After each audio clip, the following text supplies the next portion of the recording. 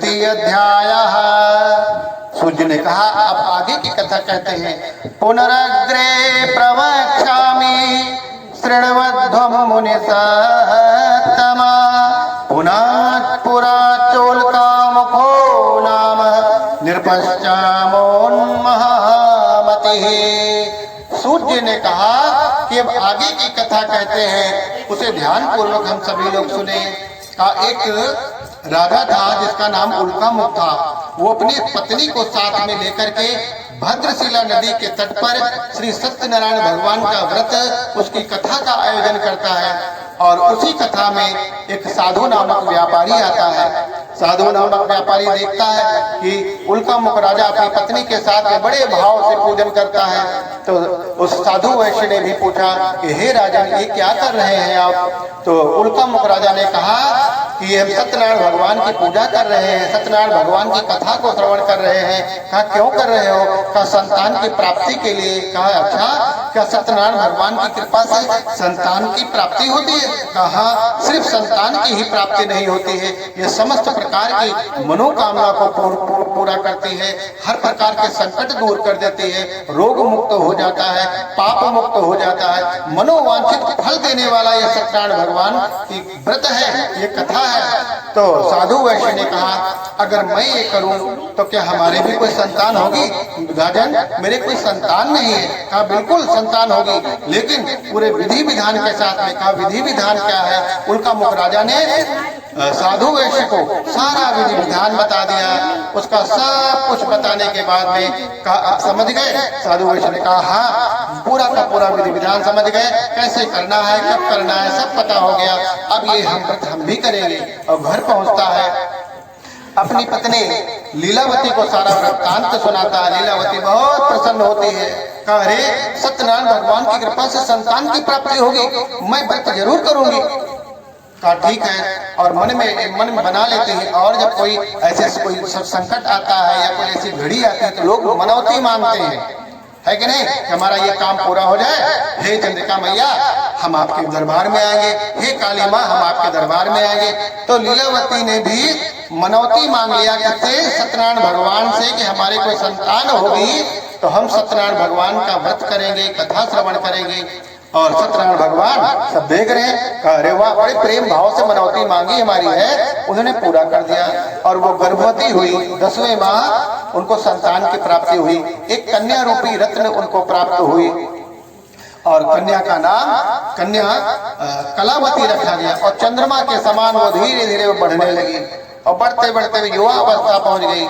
उसके बाद में एक अच्छा सा परिवार देखकर उसका विवाह कर दिया।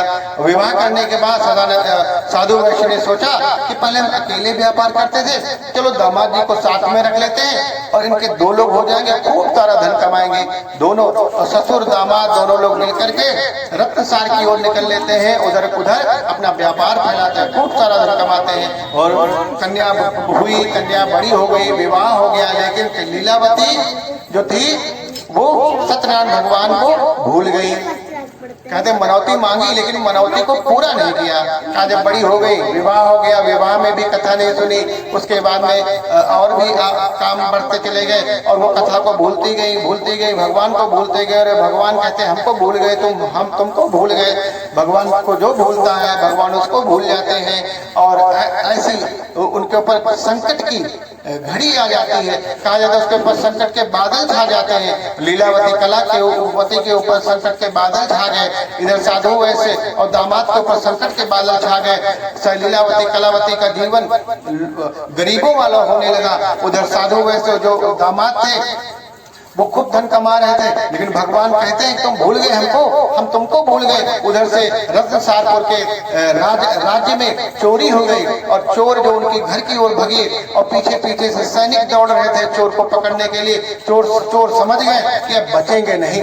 तो क्या हुआ, जहाँ साधु वैसे दामाद ठहरे हुए थे वहीं पर चोर जाकर वहीं पर सब सोना जवाहरात रख देते हैं और वहीं भाग जाते हैं, छुप जाते हैं। पीछे से सैनिक आते हैं, देखते हैं, जान जाते हैं कि यही चोर है। देखते हैं कि राजा का जो सोना जो चुराया गया है वो मिल जाता है। वो कहते हैं साधु और जो दामाद है वो दोनों लोग यही चोर है और उनको पकड़ के राजा की आज्ञा से उनको जेल में बंद कर देते हैं।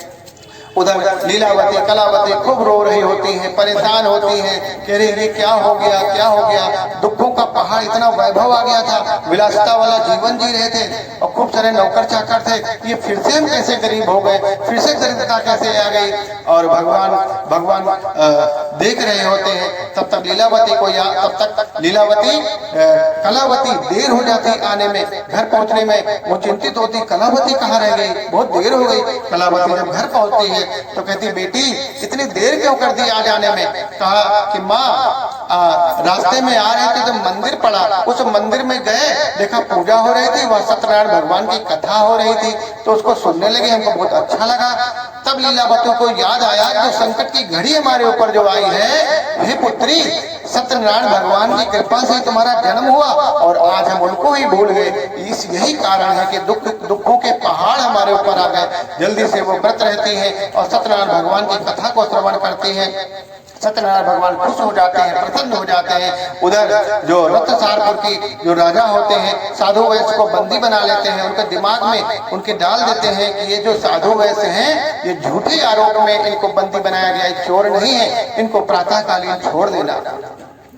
और जब सुबह होती है तो राजा आते हैं, साधु वैश्य दामाद से प्रणाम करते हैं, कहा हमको आदेश मिला है स्वप्न में कि आप लोग चोर नहीं हैं, आप लोग बड़े सेठ हैं, बड़े आदमी हैं, और धन उनको दे करके उनको विदा कर देते हैं। इस प्रकार से और फिर से खुशियों वाला जीवन जीने। इस प्रकार से जो कोई भी सत्यनारायण भगवान को भूल जाएगा तो भगवान उसको भूल जाएंगे, और भगवान को जो याद करते रहेंगे, सत्यनारायण भगवान को याद करते रहेंगे, पूजा अर्चना करते रहेंगे और पूरे विधि विधान के साथ, पूरी श्रद्धा और भक्ति के साथ करेंगे, ऐसे ही उनको जीवन में खुशियां आ जाएंगी। बोलिए श्री सत्यनारायण भगवान की। तृतीयोऽध्यायः स्कंद पुराणे रेवाखंडे इत श्री सत्यनारायण कथायां तृतीयोऽध्यायः।